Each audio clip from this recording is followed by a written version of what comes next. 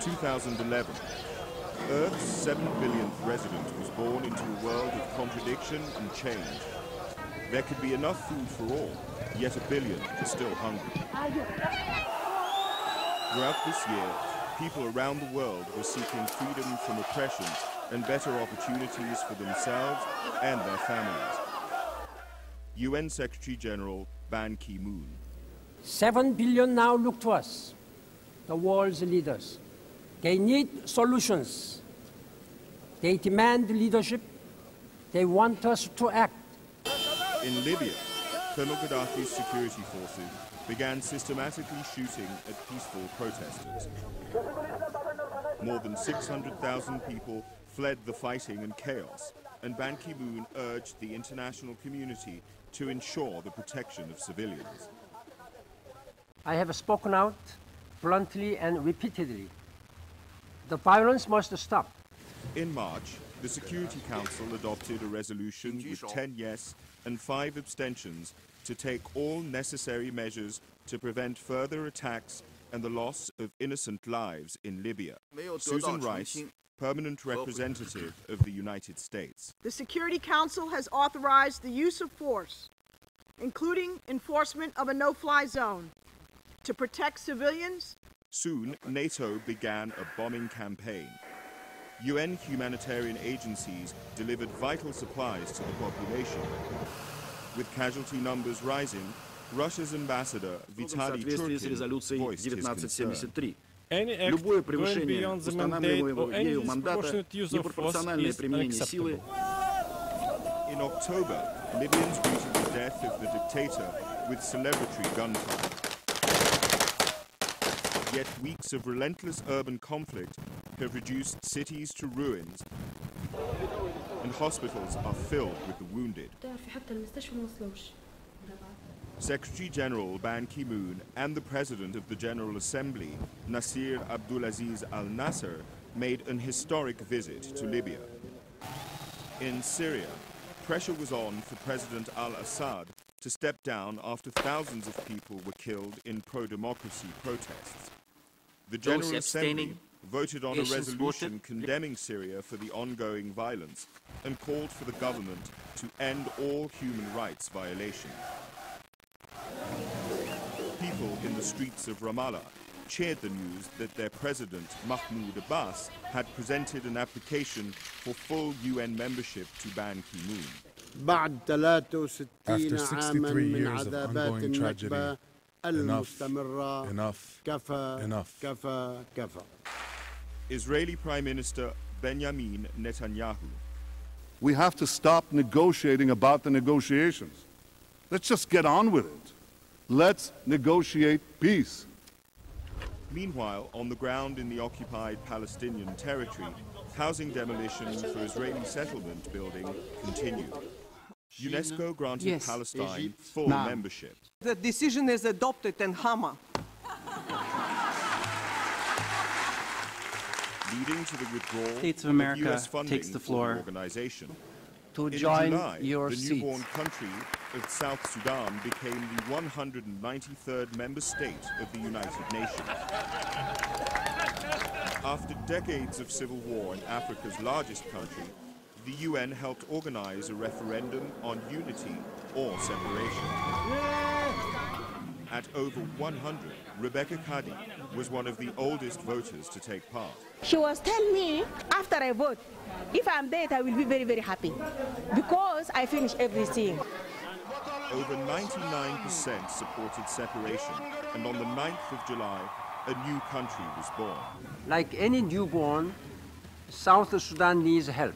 Together, South and North must face their common future as partners, not rivals. In 2011, more than 120,000 UN peacekeepers were deployed in 16 missions on 4 continents. In Liberia's presidential elections, the UN mission deployed ground troops and increased air patrols to improve security and reassure citizens as they went to the ballots. Voters turned out undeterred, despite some clashes that prompted the boost in security. President Ellen Johnson Sirleaf was not only re-elected, She was also one of 3 women activists who were jointly awarded the 2011 Nobel Peace Prize. The arrests of former Côte d'Ivoire President Laurent Gbagbo in April and accused war criminal and former Bosnian Serb military leader Ratko Mladic in May provided further evidence that the era of impunity may come to an end and the rule of international law is here to stay. Haiti slowly recovered from a major cholera epidemic. 1 year after the devastating earthquake, 40% of the 10 million cubic meters of rubble have been removed. The UN Development Programme and other UN agencies created jobs in a pilot project to transform some of the debris into gravel to build new homes and schools. UNICEF brought in supplies. Now, 140,000 children who have never been enrolled before are going to school. Thailand has seen the worst flooding in 70 years. Unusually heavy rainfall left large parts of the country, including the capital, Bangkok, inundated.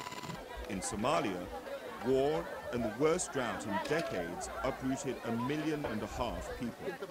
The World Food Programme opened feeding centers, bringing relief to millions in desperate need. Executive Director, Josette Sheeran. It's very dangerous and risky, but we have to reach people.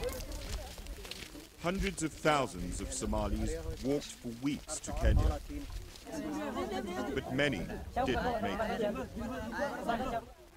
The Dadaab refugee camp, the world's largest, became the 3rd biggest city in Kenya, with almost 500,000 residents. The UN's refugee agency, UNHCR, airlifted thousands of tents to ease the overcrowding. Famine has spread over Somalia, but the consequences of the drought affected the whole Horn of Africa. These farmers lost half of their livestock and food supplies are running out. We live on palm nuts. There is nothing more to eat. The planet could easily feed 7 billion people, yet millions continue to starve. High and unpredictable food prices affected poor countries the most during the global economic downturn.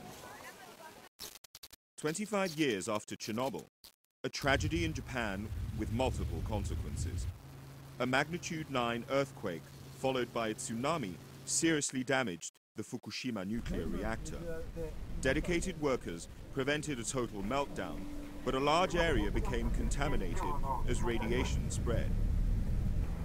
Experts from the International Atomic Energy Agency urged Japan to secure permanent sites to store the radioactive waste. Visiting the victims, Ban Ki-moon pledged to keep nuclear safety high on the international agenda. Nuclear accidents respect no borders. We must treat nuclear safety as seriously as we treat nuclear weapons.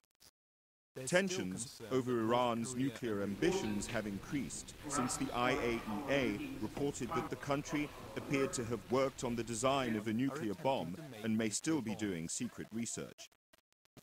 After being unanimously re-elected for a second term in office starting in 2012, Ban Ki-moon declared sustainable development that reduces poverty and preserves the environment as his top priority.